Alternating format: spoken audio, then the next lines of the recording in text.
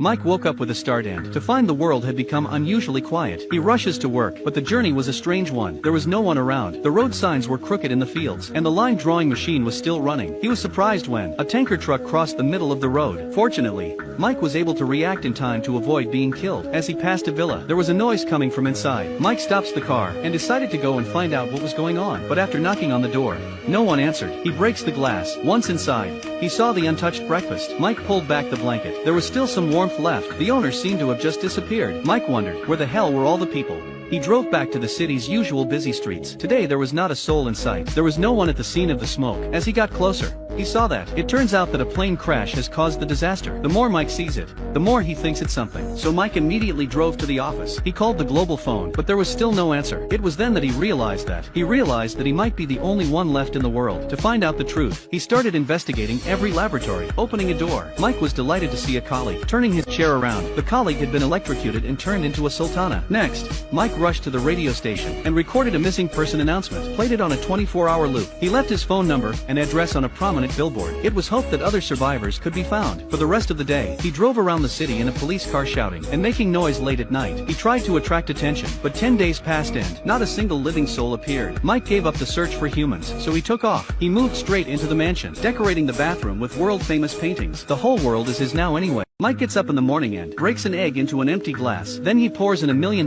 worth of champagne. That's his daily breakfast. When he's bored, he drives his car straight into the mall. He picks the locks on the doors with a drill. He picks up any suit he wants. Michelin snacks at his fingertips. He drives around in his train. Such an arrogant man. Is no one going to do anything about it? It turns out that all 7.5 billion people on Earth have suddenly disappeared, and he was the only one who survived. After the revelry, there was nothing left but endless loneliness. At night, Mike feels empty. He wears a lady's halter dress. He talks to himself all the time. He even plays 2 roles. He makes a speech to the paperman. He declares himself president of the planet. Michael feels that God has abandoned him, so he goes to the church, slashing and vandalizing. The unprecedented loneliness destroys Mike's sanity. He took a large amount of supplies, found a new cottage, and began to study the reason for the sun's red light. Maybe he could bring back the people who had disappeared. At that moment, there is a sound of footsteps outside the house. It was a beautiful woman. It turns out that Anna is one of the survivors. 2 lonely people immediately embraced each other. For the rest of the day, the 2 split up. Anna goes in search of the other survivors. Mike arrives at the institute with his electrical equipment. He thinks the disaster has something to do with changes in the sun's radiation. After some research,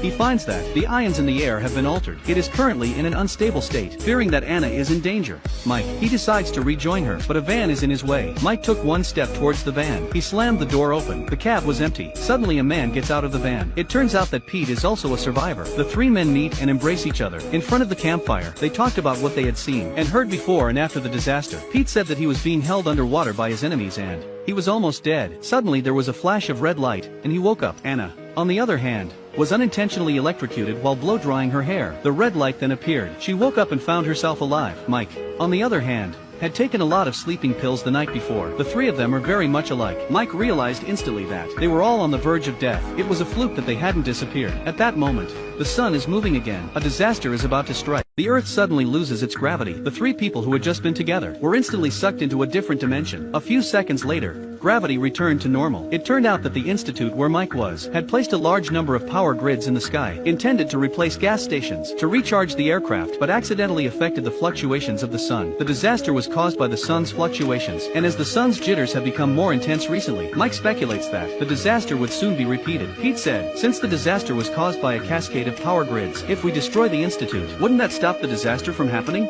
Mike and Anna thought it made sense too. The 3 of them immediately loaded up a truckload of explosives and prepared to blow up the institute. Mike saw Old Man and Anna talking and laughing. He was jealous. I met Anna first. How did you get there first? So he had other ideas in mind. In the evening, the 3 of them arrived near the institute. At that moment, the car alarm went off. It turned out that the place was full of super radiation. If they continued to drive on, the explosives in the car could be detonated. The 3 men had to get out of the car and check on foot. They found that the grid was still in operation. Mike decided to go back and modify the truck and install a remote control and let it drive itself into the institute. Anna offers to go with him, but Mike refuses. She has to follow Pete up to the tower. The 2 of them fall in love. When the 2 of them come back to their senses, Mike wasn't modifying the truck. Instead, They drive straight into the institute with the explosives in tow. At the critical moment, the wheels of the truck suddenly sink into the ground. Mike had to detonate the explosives in place. A bizarre red glow reappears. Mike wakes up again. Here is a beach. In the distance there is the beautiful planet Saturn. It turns out that blowing up the institute didn't stop the disaster. Instead, the blast has caused Mike to fall into a near-death state. Once again,